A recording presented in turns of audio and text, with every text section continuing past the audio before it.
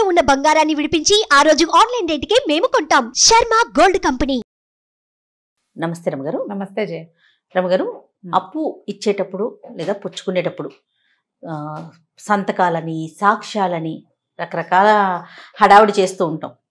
అలా చేసినా కూడా మోసం చేస్తారు, మోసపోతూ ఉంటాం కదా. ఇప్పుడైతే ఇంకా లేటెస్ట్ టెక్నాలజీ, స్టాంప్ పేపర్లని, రిజిస్ట్రేషన్ అని, ఇంకొక సాక్షి అనేసి. ఇదివరకు రోజుల్లో ఎలా ఉండేదండి? ఇలాంటి మోసాలు జరుగుతూ ఉండేవా? ఇలా సాక్ష్యాలు కూడా ఉండేవా రమ్మగారు? సాక్షి ఉండాలి కదా, ఎవరో ఒకళ్ళు మధ్యవర్తులు.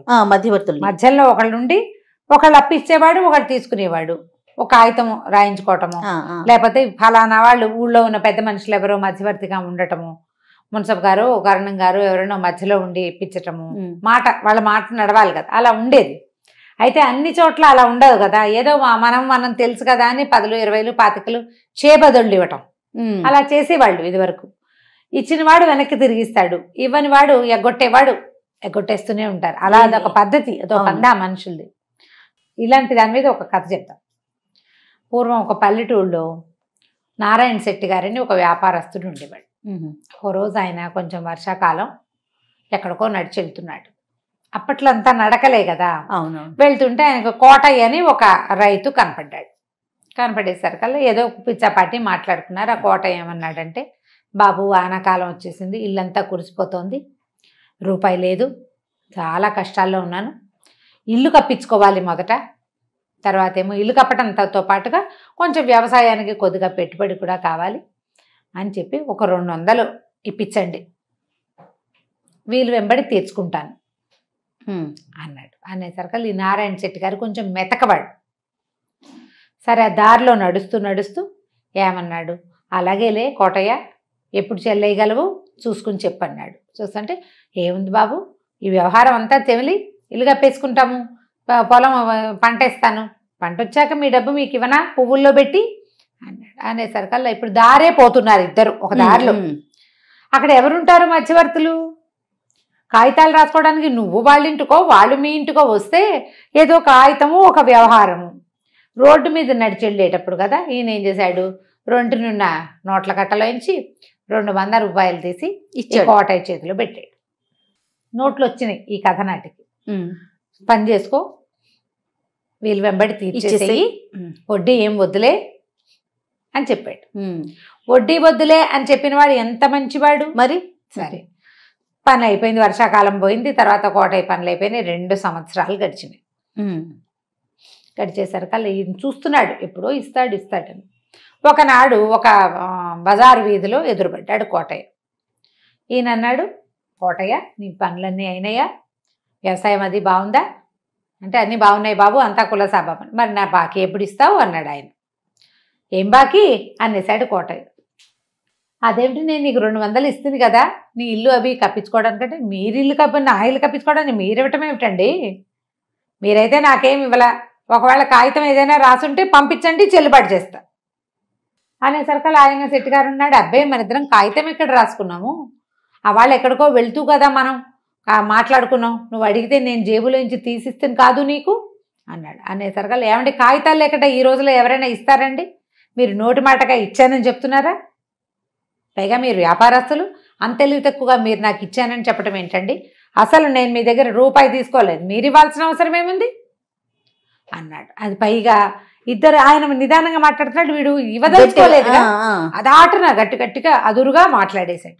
చుట్టుపక్కల జనం చేరేసరికల్లా కోటయ్య ఇంకా ఆదరగండంగా గట్టిగా అతను కూడా, ఈయన ఇచ్చేట నాకు దారేపోతూ ఎవడైనా డబ్బిస్తాడా ఈ కలికాలంలో, కాగితం లేకుండా ఇస్తాడా శెట్టి, ఇలా అంటున్నాడు, 200 ఊరికే వచ్చినయ్యా, అది 5 అని అరిచి కేకలు పెట్టాడు.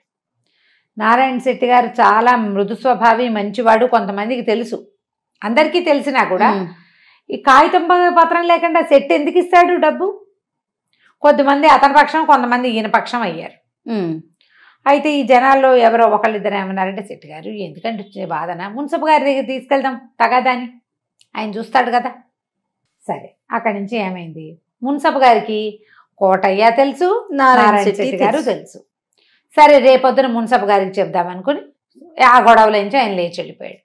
ఇంటికి వెళ్ళి అన్నం తిని పడుకున్నాడు. మర్నాడు పోయి మున్సబ్ గారింటికి వెళ్ళి చెప్పాడు, మేము ఎక్కడికో వెళ్తుండగా ఇట్లా కనపడ్డాడు, ఈ విషయం చెప్పాడు, ఇల్లు కురుస్తోంది, తాటాకు కొట్టించుకుని సిద్ధంగా ఉంది కానీ నాకు డబ్బులు లేవు, ఇట్లా ఇట్లా ఉందన్నాడు, నేను డబ్బు ఇచ్చాను, వీలు వెంబడి తీరుస్తానన్నాడు అని వివరం చెప్పాడు. చెప్పేసరికల్లా ఆయన ఏం చేశాడు, ఈయన పెద్ద మనిషి కదా, కోటయ్య కబురు చేశాడు కానీ కోటయ్య ధైర్యం ఏంటి, కాగితం లేదు, సాక్ష్యం లేదు. లేకపోయేసరికల్లా సరే ఇద్దరు తమ వాదనలు ప్రతివాదనలు మున్సబ గారు కూర్చున్న చిన్న సభ, ఒక 6-7 పెద్దవాళ్ళు, ఊరు జనం కొంతమంది, అతని వెనకాల వచ్చేవాళ్ళు, అతని చుట్టాలు, ఈయన వెనకాల వచ్చి ఈయన దగ్గర పనివాళ్ళు చుట్టాలు చేరారు. గుంపంతా రచ్చబండ దగ్గర చేరతారు చూడు పల్లెటూళ్ళు, అంతే. సరే మున్సబ్ గారు అన్నాడు, కాదండి మరి మీరు డబ్బిచ్చేటప్పుడు సాక్ష్యం లేదు కదా, అక్కడ ఎవరు లేరు, ఇంకేముంది, మీరు ఎక్కడ ఉంటున్నారంటే చెట్లు ఉన్నాయండి, దారిలో నడుస్తున్నాం, మర్రి చెట్లు అవి ఉన్నాయి, అయితే సరే మర్రి చెట్టుని సాక్ష్యాన్ని పిలుద్దాం అనేసరికి అందరూ నవ్వారు సభలో వాళ్ళు. మర్రి చెట్టు సాక్ష్యం అంటే ఎందుకుండదు, చెట్టుకు ప్రాణం లేదా అంటే ఉంది, చెట్టుకు ప్రాణం ఉంది కాబట్టి అది పెరుగుతుంది, ప్రాణం లేని చెట్టు ఏమవుతుంది, చచ్చిపోతుంది. ప్రాణం ఉన్న చెట్టు పెరుగుతుంది, శాఖలుగా అటు ఇటుగా వెళ్తుంది, ఆకుపచ్చగా చిగురేస్తుంది, గాలికి రెమ్మాడిస్తుంది. ప్రాణం లేనిది ఏమి ఆడించదు, కదలదు కదా, దుంగలా ఉంటుంది. కాబట్టి చెట్టుకు ప్రాణం ఉంది, చెట్టు కూడా సాక్ష్యం చెప్తుంది అని చెప్పి శెట్టి గారు మీరు పని చేయండి, మీరు ఏ చెట్టు దగ్గర డబ్బు ఇచ్చారని మీరు అనుకుంటున్నారో ఆ చెట్టు దగ్గరికి వెళ్ళి రేపు సభలో సాక్ష్యం చెప్పడానికి రమ్మని చెప్పిరండి అంటే సరేనండి అని నారాయణ శెట్టి గారు నడుచుకుంటూ పోయేసరికల్లా ఎప్పటికీ రాలా.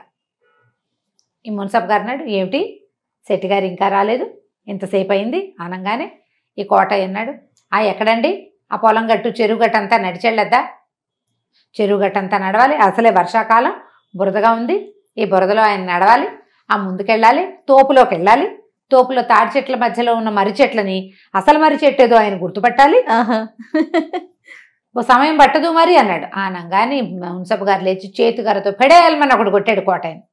దొంగ వెధవా, ఆయన నీకు ఎక్కడ డబ్బు ఇచ్చాడో నీకు తెలుసు, అసలు మర్రి చెట్టు ఏదో తెలుసు, నువ్వు డబ్బు తీసుకుని మోసం చేస్తున్నావు, ఇలా చేస్తున్నావు. జనమందరికీ అర్థమైపోయింది ఏం జరిగింది. 2 దెబ్బలు కొట్టేశాడు ఆయన. పెద్ద మనిషి, నీ అవసరానికి నోటి మాటకి డబ్బిస్తే నిన్న ఆయన్ని రోడ్డు మీద అల్లరి చేసి ఇవాళ తీర్పు కూడా తీసుకొచ్చావు నువ్వు. చెప్పేసిందిగా మర్రి చెట్టు సాక్ష్యం, అంతే. ఆయన తిరిగి వచ్చేసరికల్లా కోటయ్య చెవులు 2 పుచ్చుకుని గొంతు కూర్చుని ఉన్నాడు రోడ్డు దీని మీద రచ్చబండ దగ్గర. తప్పు చేసిన వాళ్ళకి వేసేసి 200కి ఈ 2 సంవత్సరాలకి వడ్డీ కట్టించి ఇచ్చారు. అతను ఆయన ఏమన్నాడు మొదటగా శెట్టి గారు, వడ్డీ వద్దన్నాడు. ఇప్పుడు వడ్డీతో సహా కట్టించారు. పరువు పోయింది. ఊళ్ళో కోటయ్య అడిగితే ఇవ్వద్దు అన్న కాగితం రాయించి వాళ్ళ గోడ కట్టించేశారు.